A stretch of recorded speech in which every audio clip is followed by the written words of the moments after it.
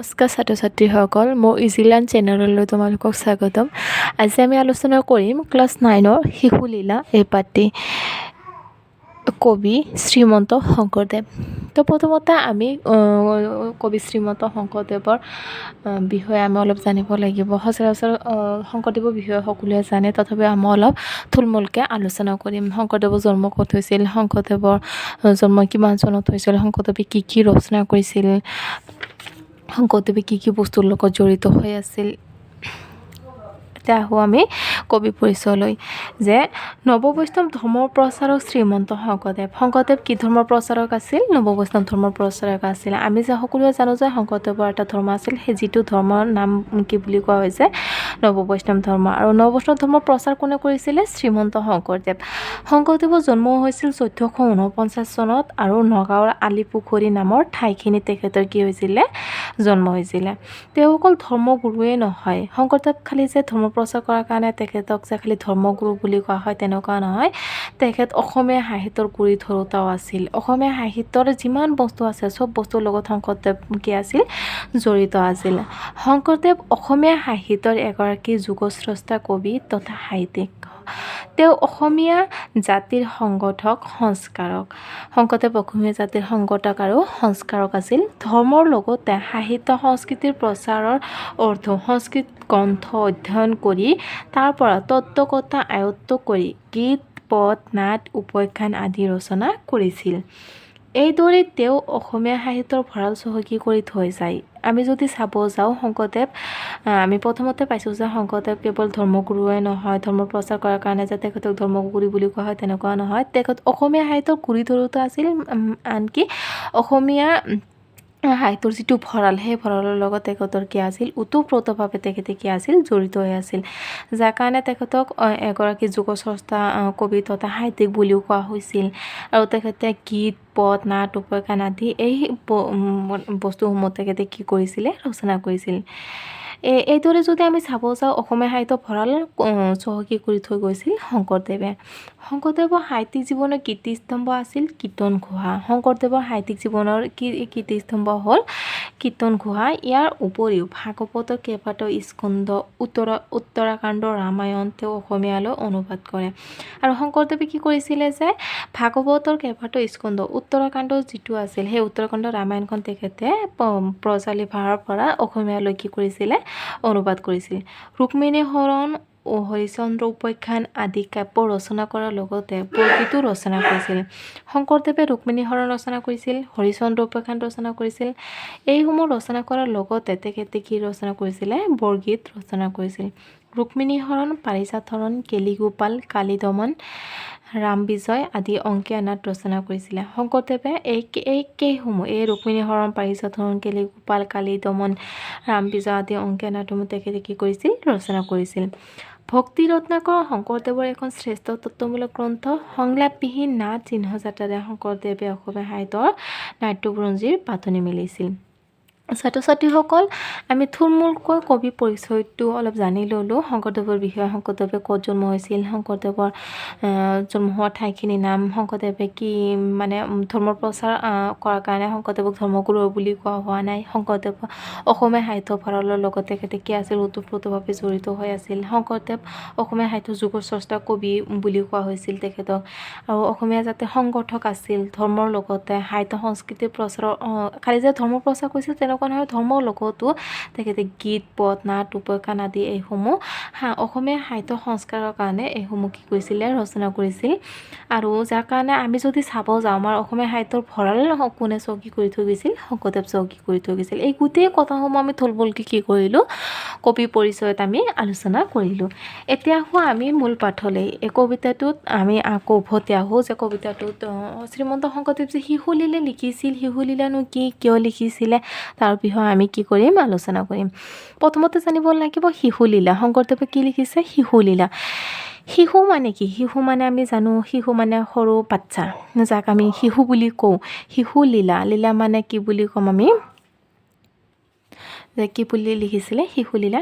শিশু মানে সৰু ল'ৰা ছোৱালীক আমি শিশু বুলিয়ে কওঁ। যে শংকৰদেৱৰ সৰু থকা অৱস্থাত বা সৰু যেতিয়া আছিলে তেখেতে বাল্যত যেতিয়া আছিল, সেই সৰু থকা অৱস্থাত শংকৰদেৱে কি মানে ঘটনা কৰিছিলে, কি বদমাচি কৰিছিলে, এই বস্তুটোৰ ওপৰত ভিত্তি কৰিয়ে তেখেতৰ সৰু থকা অৱস্থাৰ কথাৰ ওপৰত ভিত্তি কৰিয়ে শিশুলীলাই পাতি কি কৰা হৈছে, লিখা হৈছে।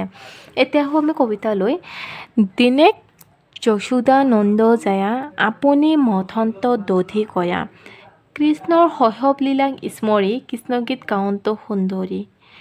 সম বস্ত্ৰ পিন্ধি দিব্যক আছে, কটিত মেখেলা বান্ধি আছে, পুত্ৰ স্নেহে শ্ৰয়ে দুই স্তন, আজোৰন্তে লৰে ঘনে ঘন, ৰুণজুণ কেউৰ কংকন, শ্ৰম জলে উজ্জ্বল বদন, কৰ্ণত কুণ্ডল দুলে আতি, খচি পৰে খোপাৰ মালতী, এহি মতে মথন্ত প্ৰয়াহী, মাৱক ধৰিলা কৃষ্ণে আসি, মথনিত ধৰিয়া নিষেধি, মথিবাক নেদে আউৰ দধি, হাসি কুলে লৈলা নন্দ জায়া, দিলা স্তন পুত্ৰ মুখ ছায়া। এই কবিতাটো কি ভাষাত লিখা হৈছিলে? ব্ৰজাৱলী ভাষাত লিখা হৈছে। এতিয়া আমি এই কবিতাটো আমি থুলমূলকৈ কি কৰিম, আলোচনা কৰিম। কি বুলি কৈছে? দিনেক যশোদা নন্দজয়া। দিনেক মানে কি বুলি কোৱা হৈছে? এদিন। নন্দজয়া হৈছে নন্দ ৰজাৰ পত্নী।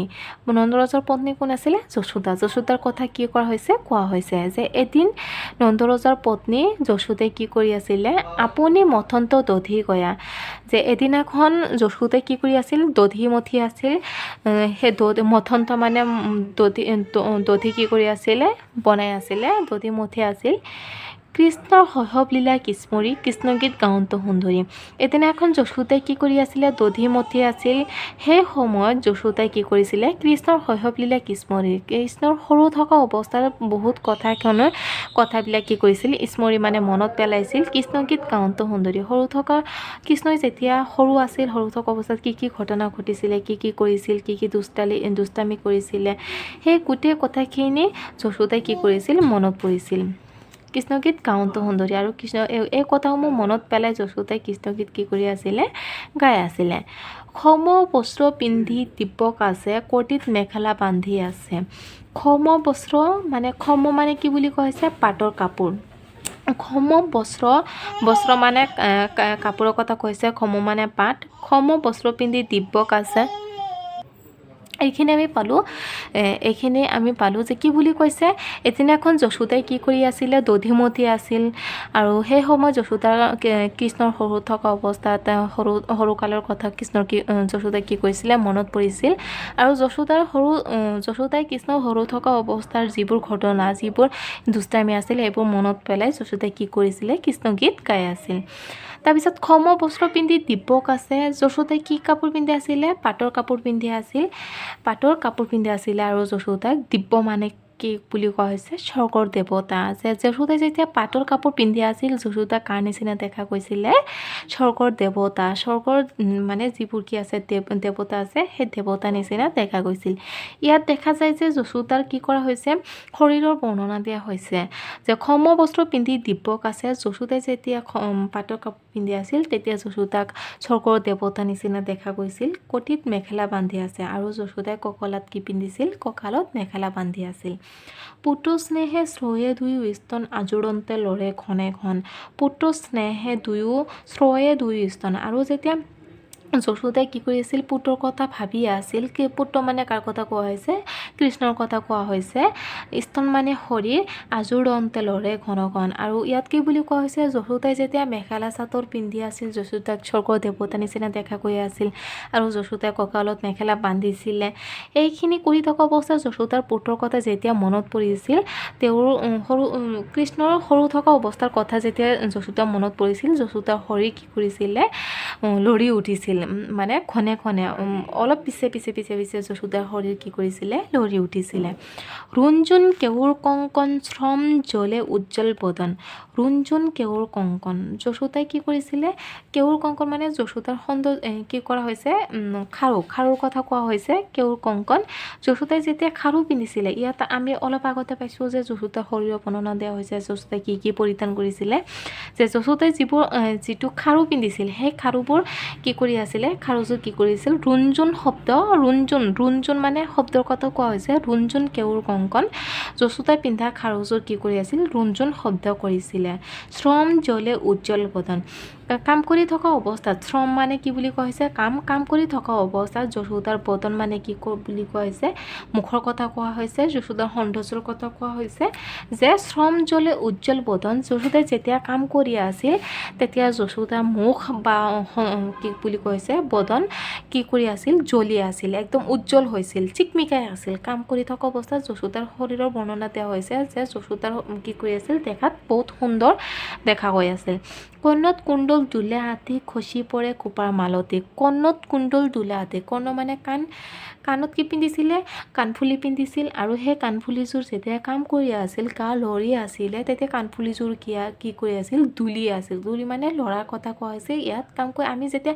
কিবা কাম কৰি থকা অৱস্থাত আমাৰ কাণফুলিযোৰ বা আমি খাৰু পৰিধান কৰিলে এইবোৰ কাম কৰি থকা অৱস্থাত কি কৰে লৰি থাকে খচি পৰে খোপাৰ মালতী আৰু যেতিয়া কাম কৰি আছিল খোপাত কি পিন্ধিছিলে মালতী ফুল পিন্ধিছিল খোপা বান্ধিছিল চুলি খোপা বান্ধিছিলে আৰু কাম কৰি থকা অৱস্থাত খোপাটো খুলি গৈ মালতী ফুল কি কৰিছিলে তললৈ সৰি পৰিছিল ইয়াত কোৱা হৈছে এইখিনিলৈ আমি পাইছোঁ যে এইখিনিলৈ যশোদা শৰীৰৰ বৰ্ণনা দিয়া হৈছে যশোদাই পাটৰ কাপোৰ পিন্ধিছিলে যেতিয়া পাটৰ কাপোৰ পিন্ধিছিল তেতিয়া যশোদাক স্বৰ্গৰ দেৱতা নিচিনা দেখা গৈছিল আকৌ যশোদাই কঁকালত মেখেলা বান্ধিছিলে তাৰপিছত যশোদাই যেতিয়া কাম কৰি আছিল কাম কৰি থকা অৱস্থাত কৃষ্ণৰ কথা যেতিয়া মনত পৰিছিল কৃষ্ণৰ শৈশৱকালৰ কথা যেতিয়া মনত পৰিছিল শিশুলীলা সেই শিশুলীলা বস্তুবোৰ যেতিয়া কৃষ্ণ যশোদা মনত পৰিছিলে তেতিয়া যশোদাৰ গা কি কৰিছিল অলপ পিছে কি কৰিছিলে লৰি উঠিছিলে আকৌ কৈছে যে যশোদাই যেতিয়া কাম কৰি আছিল কাম কৰি থকা অৱস্থাত যশোদাৰ খাৰুযোৰ কি কৰিছিল ৰুণজুণ শব্দ কৰিছিল কাণফুলিযোৰ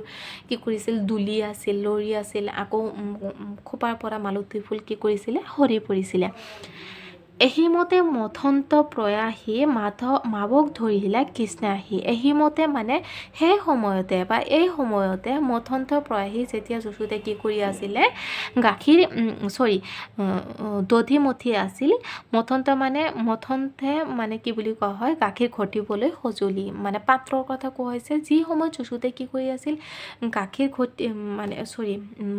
দধি কি কৰি আছিলে মঠি আছিল এই সময়তে মাৱক ধৰিলে কৃষ্ণ আহি সেই একে সময়তে কৃষ্ণই আহি কিনে যেতিয়া যশোদাই কাম কৰি আছিল কৃষ্ণই আহি কিনে মাৱক কি কৰিলে মাৱক মানে যশোদাৰ কথা কোৱা হৈছে মাৱক কি কৰিছিলে সাৱটি ধৰিছিলে মথনিত ধৰিয়া নিষেধি মথিবাক নেদে আউৰ দধি ইয়াত দেখা গৈছে যে আমাৰ সাধাৰণ শিশু নিচিনাই যেন ভগৱান শ্ৰীকৃষ্ণ সাধাৰণ শিশুৱে যেনেদৰে মাকে কাম কৰি থকা অৱস্থাত আমনি কৰে মাকে কিবা কাম কৰি আছে সৰু বাচ্চা আহি কিনে মাককে এইটো কামত বাধা দিয়ে এইটো কামত বাধা দিয়ে মাকক কোলাত উঠিবৰ কাৰণে জেদ কৰে মাকক সাৱটি ধৰে কাম কৰিবৰ কাৰণে বাধা দিয়ে ঠিক একেদৰে ভগৱান শ্ৰীকৃষ্ণক সাধাৰণ এজন শিশুৰ নিচিনাই কৰিছে আহি কিনে যশোদাই যেতিয়া কাম কৰি আছিল আহি কিনে যশোদাক সাৱটি ধৰিছিল মাকক সাৱটি ধৰিছিল ধৰি কিনে মাকক কাম কৰিবলৈ কি কৰিছিলে বাধা দিছে মথনিত ধৰিয়া এই সঁজুলিডাল ধৰি কৈছিল নিষেধি তুমি কাম কৰিব নালাগে মঠিবাক নেদে আউৰ দধি আৰু মই তোমাক কি কৰিব নিদিওঁ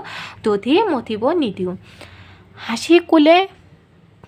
হাসি কুলে লৈলা নন্দ জায়া দিলা স্তন পুত্ৰ মোক ছায়া আৰু যেতিয়া কাম কৰিব দিয়া নাই মাকক সাৱটি ধৰিছিলে তেতিয়া যশোদে কি কৰিছিলে হাসি কুলে লৈলা হাঁহি কৃষ্ণক কোলত লৈছিল কোনে লৈছিল নন্দ জয়া মানে যশোদাৰ কথা কোৱা হৈছে দিলা স্তন পুত্ৰ মোক ছায়া আৰু কৃষ্ণৰ মুখৰ ফালে চাই কিনে যশোদাই কি কৰিছিলে কৃষ্ণক কোলাত লৈছিল আৰু হাঁহি কৃষ্ণক কি কৰিছিলে গাখীৰ মুখত দিছিলে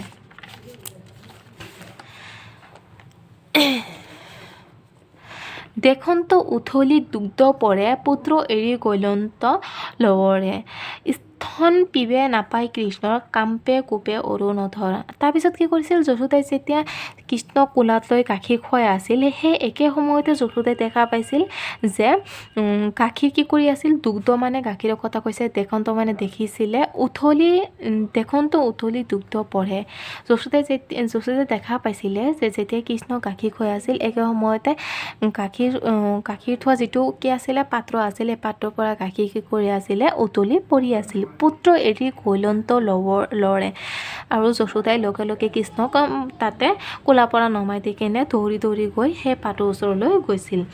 স্তন পিবে নাপায় কৃষ্ণৰ কাম্পে কোপে অৰুণধৰ। আৰু কৃষ্ণক যেতিয়া যশোদাই কোলাৰ পৰা নমাই দি গাখীৰৰ ওচৰলৈ গৈছিল, গাখীৰ পৰি আছিল তাৰ ওচৰলৈ গাখীৰৰ ওচৰলৈ যেতিয়া গৈছিলে, আৰু স্তন পিবে মানে গাখীৰ খাব নোৱাৰি, স্তন পিবে মানে খাব নাপায় কৃষ্ণৰ, গাখীৰ খাব নাপায় কৃষ্ণৰ কাম্পে কোপে অৰুণধৰ। কৃষ্ণৰ কি কৰিছিলে? খং উঠিছিল। কাম্পে মানে কপি আছিল, কিহৰ কপি আছিল? খং। কোপে মানে খং কৰি কৃষ্ণৰ গা কি কৰি আছিলে? কপিয়াই আছিল। দহন কামুৰি আতি চান্দ শিলায়ে ভাঙিলা দধি ভাণ্ড। আৰু যেতিয়া কৃষ্ণৰ খং উঠিছিলে, মাকে কোলাত ল'লে, মাকৰ গাখীৰ খাব বুলি ভাবিছিলে, কিন্তু মাকে কৃষ্ণক কোলাৰ পৰা নমাই দি নিজৰ কামত আকৌ ব্যস্ত হৈ পৰিল, যাৰ কাৰণে কৃষ্ণৰ কি উঠিছিলে? খং উঠিছিল। আৰু খং উঠি কৃষ্ণৰ গা কি কৰিছিলে? কপিয়াইছিল। দহন কামুৰি আতি চান্দ, দহন মানে দাঁত। যেতিয়া কৃষ্ণৰ খং উঠিছিল তেতিয়া নিজে কি কৰিছিলে? নিজৰ দাঁতত কি কৰিছিলে? কামুৰি আছিলে। আতি চান্দ মানে জোৰকৈ কি কৰিছিলে? নিজৰ দাঁতত কি কৰিছিলে? কামুৰিছিলে। শিলায়ে ভাঙিলা দধি ভাণ্ড। খং কৰি কি কৰিছিল? শিলায়ে মানে শিলেদি, ভাঙিলে মানে ভঙাৰ কথা কোৱা হৈছে, শিলেদি খং কৰি শিল লৈ আহি কিনে সেই শিলগুটিৰে দধি থোৱা যিটো ভাণ্ড, দধি থোৱা বা গাখীৰ থোৱা যিটো কি আছিলে? পাত্ৰ আছিল, এই পাত্ৰটো শিলগুটি মাৰি কি কৰিছিলে? ভাঙি পেলাইছিলে। মহাকোপে কোঠা পহিলন্ত সিঞ্চিৰাই লবণ ভুঞ্জন্ত। আছিলা যশোদা নমাই ক্ষীৰ দেখৈ হাণ্ডি ভাঙিলা দধিৰ। মহাকোপে মানে বহুত খঙত, কৃষ্ণৰ ইমানেই বেছি খং উঠিছে যে নিজৰ খং নিজে কি কৰিব পৰা নাই? কণ্ট্ৰল কৰিব পৰা নাই। যাৰ কাৰণে কৃষ্ণই কি কৰিছিলে? মহাকোপে কোঠা পহিলন্ত, বহুত খং উঠিছে। খং কৰি কিনে, কোঠা মানে ঘৰৰ কথা কোৱা হৈছে বা এখন ৰুমৰ কথা কোৱা হৈছে, যিখন ৰুমত কি কৰিছিলে? সেই দধি পাত্ৰসমূহ কি কৰা হৈছিল? থৈ দিয়া হৈছিলে। বহুত খং উঠিছিল কৃষ্ণৰ। খং কৰি কিনে পহিলন্ত মানে সোমাইছিল কোঠা, যিখন ৰুমত কি কৰিছিলে? দধি থোৱা হৈছিল, সেই দধি থোৱা ৰুমত কৃষ্ণই কি কৰিছিলে?